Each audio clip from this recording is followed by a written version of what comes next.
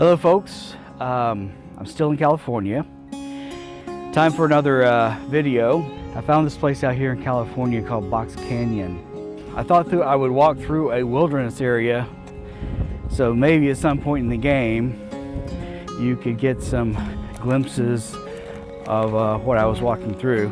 I looked on the map to see what things I could look at and what things I could do, and one of them was that it said Big Green Monster Rock. So I says, well, you know, I could probably check that out.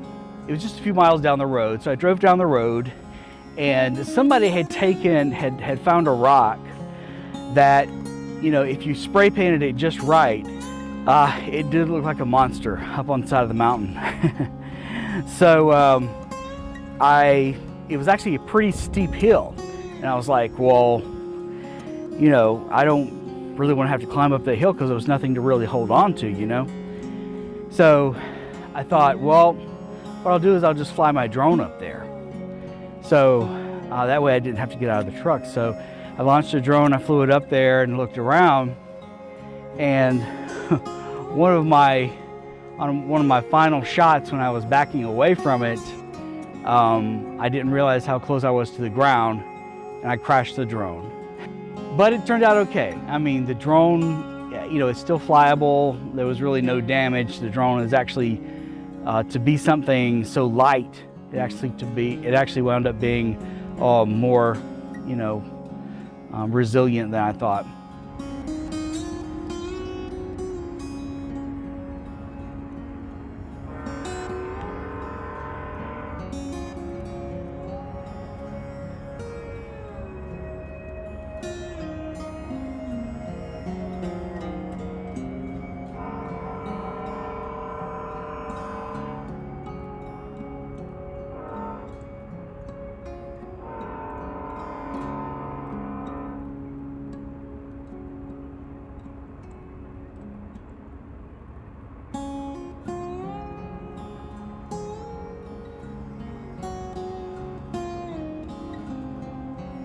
So I was going along this highway. It's Highway 62, and I stopped at something that I had mentioned before briefly in a video.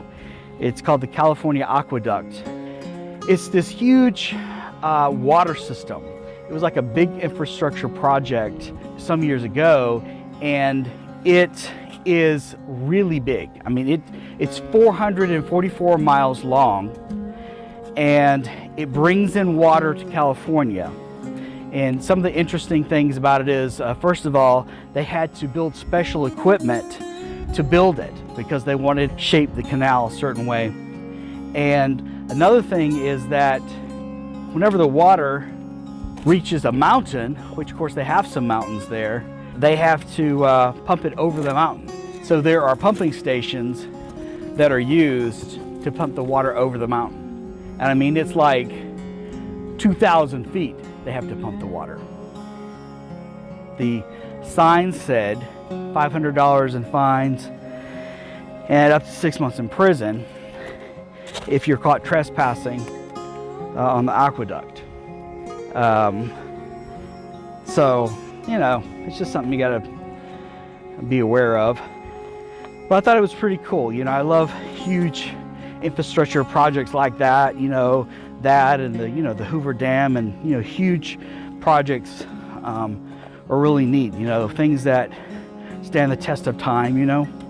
So another thing that I saw was from the road, you could see this big, what looked like a satellite dish, I guess you could say. So I drove down there to it, and I also checked the map to see what it was. And it's basically something that is used to steer aircraft. So basically there are thousands or hundreds, if not thousands of these scattered out in remote places. And basically they send out a beacon, and the airplanes can pick up this beacon and kind of follow its pathways. It kind of had a humming sound to it. It was like, like this. And upon further research, inside of that antenna, they say it rotates like 30 times a second. So that's where that hum was coming from. They're eventually going to decommission these things because they're going to start using satellite navigation on airplanes, but not all airplanes have that yet. So they're not been decommissioned yet. But it looked really nice actually. You can see it framed against some mountains, and that was really nice. It's always good to, when you're looking at something, to be able to see it in such a nice light.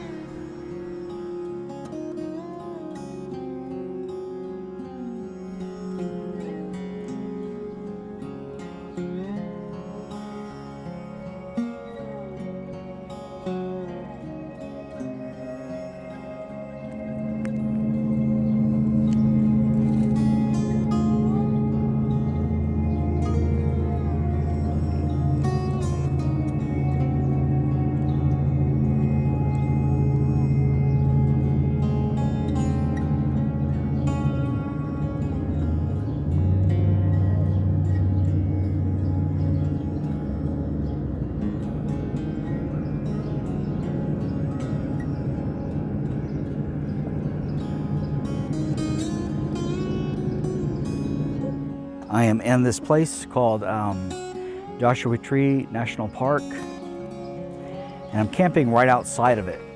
Like, I can see the sign.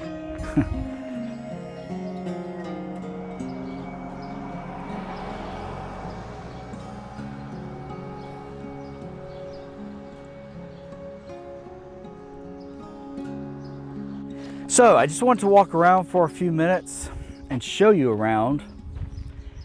And I'm sure you've been noticing in the background different things, mountains and trees and stuff like that. Now, the way this Joshua Tree National Park works is you have two entrances. You have a north entrance and a south entrance. So I came in the south entrance. So if you do come in that entrance, you have to drive 7 miles north to get to the visitor center where you pay your fee to come in. Well, I don't like to pay fees, so I'm only about 4 miles in. And so that way if a ranger stops me, he'll say, well, can I see your admission slip? I can say, well, I haven't reached the visitor center yet.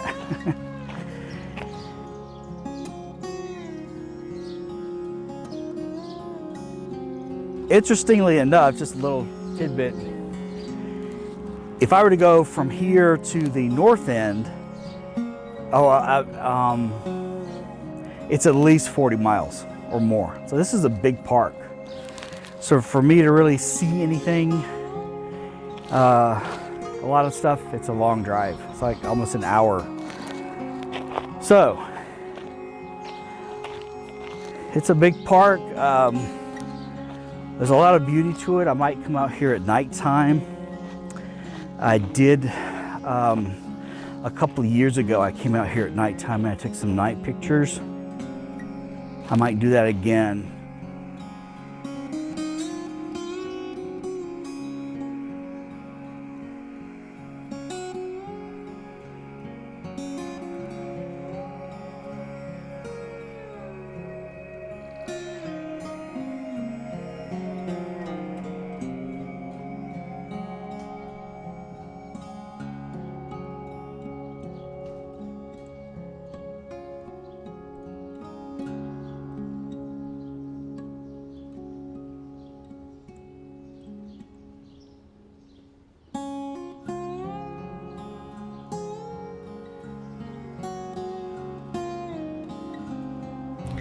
It's not until I get back later on and I look at the playback of the video that I realize how great the landscape looks a lot of times. It's like, wow, you know, look at those rocks, or, you know, look at that mountain, or whatever. When you're in the moment, you don't see it as much. So, you know, the last few videos, I've just been, you know, doing my recording, and then I do my, you know, then I tell you about it separately. And I thought, well, maybe I should just get back to just holding the camera as I walk and being more in the moment. I don't know. I guess 6 to 1 is a half dozen to another.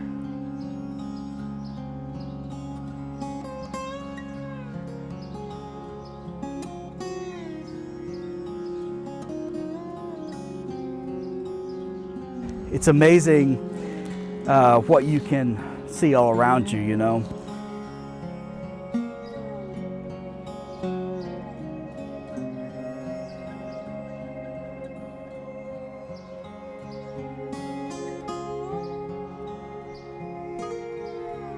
You know, it's funny, as I walk along these trails, you can't really hear, but all these flies are like after me. So I'm like fresh meat, you know.